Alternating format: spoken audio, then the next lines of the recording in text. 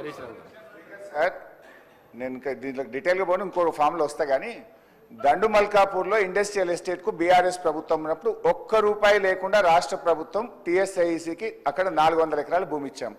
మరి మీరు 75 కోట్లకి ఎందుకు పెట్టిన? మీరు కూడా జీవో మార్చి ఫ్రీగా ఇస్తున్నామని చెప్తే, ఫ్రీగా టీఎస్ఐఈసీకి వస్తే ఇంకెక్కువ ఇండస్ట్రీస్ను ఆకర్షించవచ్చు.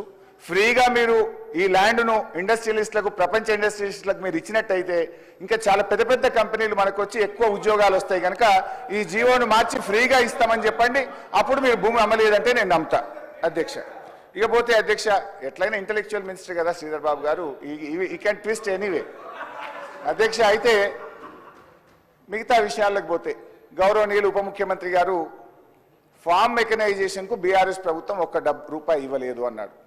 డ్రిప్ స్ప్రింక్లర్లకు ₹1 ఇవ్వలేదు అన్నాడు. రైతులకు ఇన్సూరెన్స్ డబ్బులు కట్టలేదు అన్నారు. నేను మెస్ ఛార్జీలు ఎస్సీ ఎస్టీ బీసీ పిల్లలకు పెంచలేదు అన్నారు. సభలో ఇప్పుడే మాట్లాడారు. దీని మీద I want to challenge the minister. ఎందుకంటే అన్నం ఉడికిందా లేదా చూడాలంటే ఒక మెతుకు ముట్టుకుంటే చాలు. అంటే ఇవాళ బట్టి విక్రమార్క గారి మాటల్లో నిజాయితీ ఎంత ఉందంటే నేతి బీరకాయల్లో నెయ్యి ఎంతనో బట్టి గారి మాటల్లో నిజాయితీ ఎంత.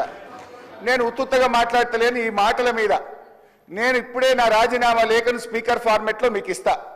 ఒకవేళ ఇవన్నీ వీటికి మేము ఇచ్చుండకపోతే నా రాజీనామాను మీరు యాక్సెప్ట్ చేయండి. ఇచ్చుంటే బట్టి గారు రాజీనామా లెటర్ను సీదా గవర్నర్ దగ్గరికి పోయి ఇస్తారా అని మీ ద్వారా వారిని అడుగుతా ఉన్నా. ఒకటి అంటే అన్ని అబద్ధాలు, గోబల్స్. మేము మెస్ ఛార్జీలు పెంచింది నిజం, ఫార్మ్ మెకనైజేషన్కు డబ్బులు ఇచ్చింది నిజం, డ్రిప్ స్ప్రింక్లర్లకు డబ్బులు ఇచ్చింది నిజం, రైతు బీమాకు 2018-19లో 883 కోట్లు, 19-20లో 951 కోట్లు, 20-21లో 1456 కోట్లు, 21-22లో 1166 కోట్లు, 22-23లో 1139 కోట్లు మేము కట్టాం. సో ఈ రకంగా దయచేసి సభను తప్పుదో పట్టించే విధంగా మాట్లాడొద్దని గౌరవ బట్టి విక్రమార్క గారిని కోరుతా ఉన్నా. ఇకపోతే ఈరోజు చర్చ విషయానికి వద్దాం. గౌరవనీయులు బట్టి విక్రమార్క గారు 2 రూపాలుగా చర్చ నడిపారు. ఒకటి, మీరు అసెంబ్లీలో పెట్టినటువంటి వైట్ పేపర్ మీద చర్చ ఒకవైపు నడిపారు, ఇంకొక వైపు ఆర్బీఐ రిపోర్ట్ మీద ఇంకొక వైపు నడిపారు. I will discuss on both the sides.